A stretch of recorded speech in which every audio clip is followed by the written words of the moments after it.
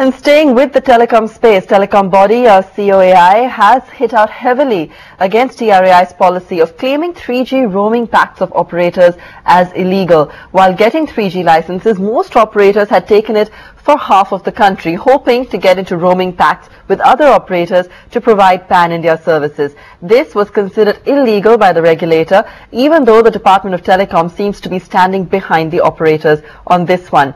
Joining me now on the final word, Rajan Mathews, Director General of the COAI. Rajan, thanks so much for being with us this evening. You know, why is the 3G issue not illegal? It's in agreement with license agreements. Yes, absolutely. First of all, if you look at our UASL license very, very clearly specifies that intra-circle roaming is allowed. That is a specific amendment that was made in 2008 to ensure that the consumers' benefits were taken into interest. In addition to that, when you look at the NIA agreement, which was the agreement that was entered into by the participants bidding for 3G spectrum, again, it was very, very clearly specified that intra-circle roaming would be allowed. All of the people participating asked 5 specific questions with regard to this, and in all 5 specific questions, the DOT very clearly indicated that intra-circle roaming would be allowed. It would be a bilateral arrangement, and so therefore those who went into the bidding went in with that expectation. In the most recent communication between DOT and TRAI, again, the DOT has clarified that intra-circle roaming agreements between the operators is not spectrum sharing. So when you look at all of these put together, it is very clear that intra-circle roaming is allowed. It's per our UASL agreement. It's per the DOT clarifications, and the most recent communications with TRAI has also specified that it is appropriate for operators to enter into these agreements. So how much, Rajan, have telecom companies really suffered due to this deadlock?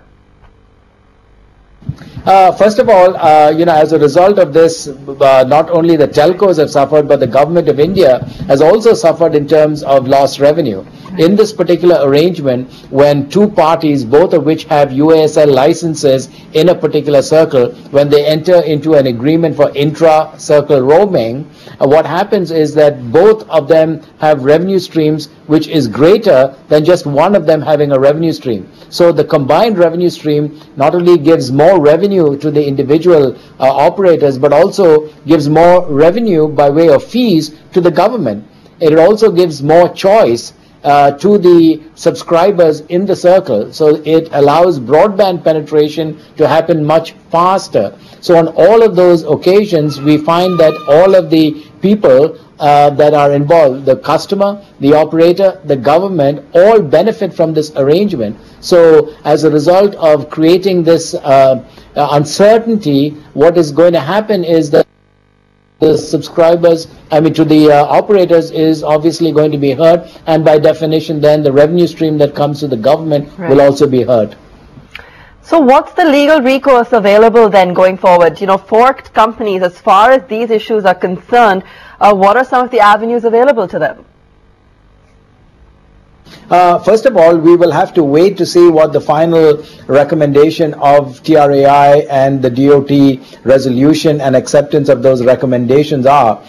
We are very, very concerned to see that a letter from a particular vested interest was written to the DOT, and then the TRAI seems to have written another letter to the DOT, and these 2 letters from a vested interest entity and the TRAI seem to have a lot in common.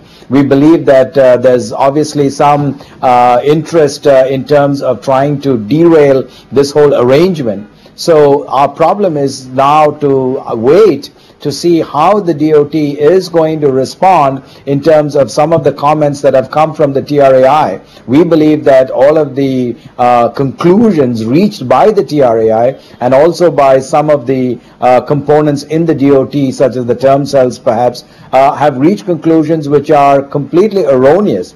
And so therefore we are now waiting for official communication from the DOT with regard to what their stance is. As as you know, there's already a PIL that has been filed, which includes not only the DOT, the TRAI, but also 3 of our operators, Airtel, Idea, and Vodafone. So again, we will be making representations in the court with regard to these issues, but principally the DOT has to make a particular conclusion, and we are waiting to see what that conclusion will be. Rajan, thanks so much for joining us. Continuing, of course, to sort of battle those important issues in the telecom space. Still to come on The Final Word, PepsiCo Chairman Indra Nooyi advises